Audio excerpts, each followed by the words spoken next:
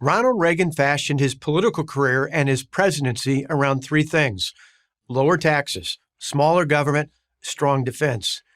In doing so, he almost single-handedly resurrected and redefined the modern conservative movement. But he did much more than that. He resurrected and redefined America. If that sounds like an impressive feat, it was. And it's hard to imagine anyone other than Reagan who could have done it. Known by friend and foe alike as the great communicator, even Democrats conceded that no one could connect with the American people like Reagan. Whenever he went on TV, which was often, to promote a policy, he invariably swung the American people his way. When he explained something, it just made sense. Fittingly, it was a TV speech in 1964 entitled A Time for Choosing that launched his political career. He delivered it on behalf of Republican presidential candidate Barry Goldwater. Here's just one of his many memorable passages. No government ever voluntarily reduces itself in size. Actually, a government bureau is the nearest thing to eternal life we'll ever see on this earth. This was pure Reagan, a basic truth delivered with humor. Born in a small Midwestern town on February 6, 1911, Reagan honed his communication skills as a radio announcer and then as an actor. He was a genuine Hollywood star and celebrity for over 2 decades before he got into politics. Tall, broad-shouldered, and handsome with a golden voice, he was well-respected and well-liked by his peers. He was also seen as a natural leader. From 1947 to 52, he was president of the Screen Actors Guild, deftly guiding it through the blacklist era. In 1965, encouraged by the positive response to his A Time for Choosing speech, Reagan decided to run for governor of California. He won easily. The victory immediately established him as a major figure in the Republican Party. By 1980, he was their overwhelming choice for president. That year, he soundly defeated President Jimmy Carter. The incumbent lost because his pessimistic approach to problem-solving mirrored the justifiably sour mood of the country. The economy was going nowhere, caught in the double grip of inflation and stagnation. In contrast, Reagan, ever the optimist, offered a way out. It wasn't the American people who were to blame, he told voters.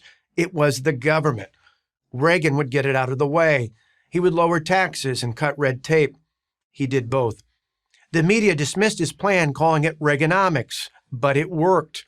From 1982 to 87, the American economy, defined as GDP adjusted for inflation, rose an astonishing 27%, manufacturing 33%, and the median income by 12%.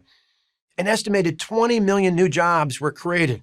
All income classes and all racial and ethnic groups benefited from the Reagan economy. The dark decade of the 70s, a time in which it looked like America was in a terminal eclipse, faded away.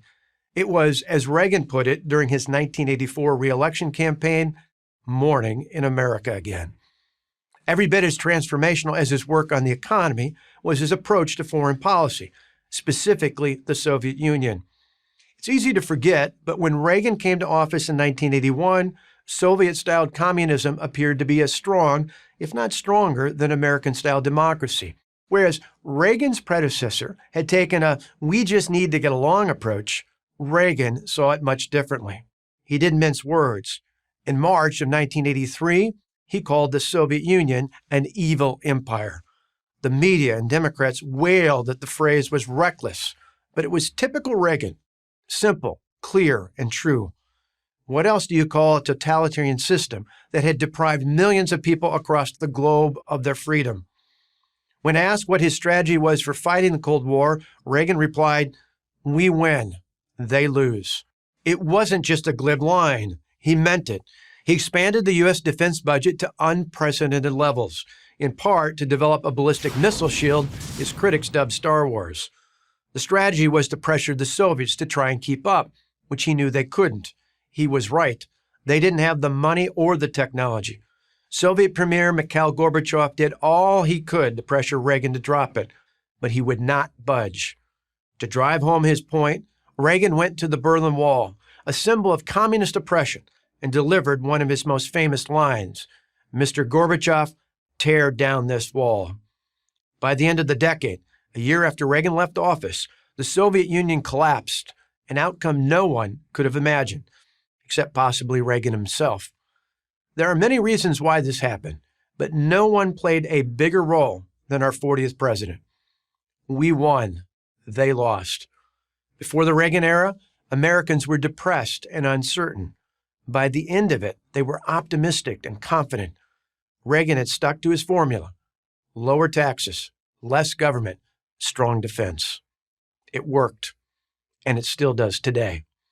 I'm Scott Walker, president of Young America's Foundation and former governor of Wisconsin for Prager University.